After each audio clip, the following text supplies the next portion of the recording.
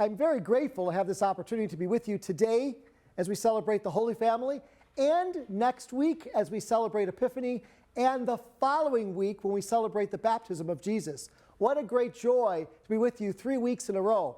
And my homilies will build upon themselves. So make sure you tune in for the next 2 weeks. It was actually just about 2 months ago, the feast of All Souls Day, November 2nd. It was that feast day on November 2nd that my grandmother went home to the Lord.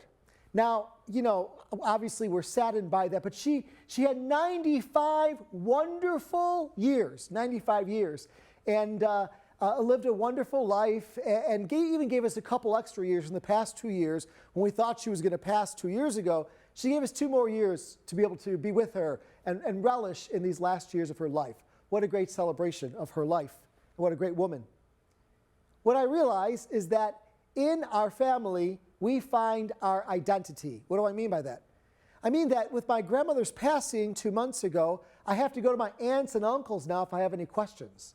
If I want to know more about my grandfather or great-grandparents, I have to go to my aunts and uncles. It is in our parents, it is in our grandparents, it is amongst our brothers and sisters, aunts and uncles and cousins, that we all find out kind of who we are. We're nothing but then brothers and sisters to our siblings, children to our parents, grandchildren to our grandparents. I talk about identity because today in the gospel we hear Jesus learning more about his identity.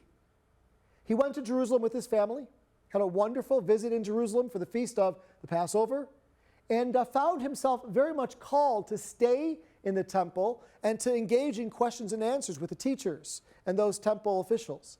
He found himself growing closer and closer into his identity as a good Jewish boy, but also as God's son among us. Jesus found his identity as he went with his family to the feast of the Passover. I also want to suggest that we find our identity, especially as we heard from the letter of St. John. He reminded us that we are children of God. We are.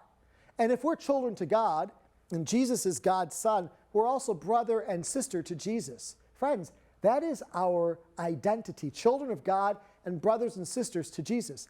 And further, if I push that even further, not only children of God and brothers and sisters to Jesus, but we're also called Jesus' disciples. And as Jesus' disciples, we're called to follow him. In everything that we do, we're called to follow Jesus. As disciples, a good definition for me is somebody who prays well, who serves with their whole heart, and who shares their faith and all that they have with others. Is that what we're doing in our identity as Jesus' disciples? Are we praying well? Are we serving well? Are we sharing all that we have? It's a simple definition that I like to remind myself as I remember that I am Jesus' disciple and his brother and a son of God. Let us relish in our identity as Jesus relished in his identity. Let us relish in ours. Amen?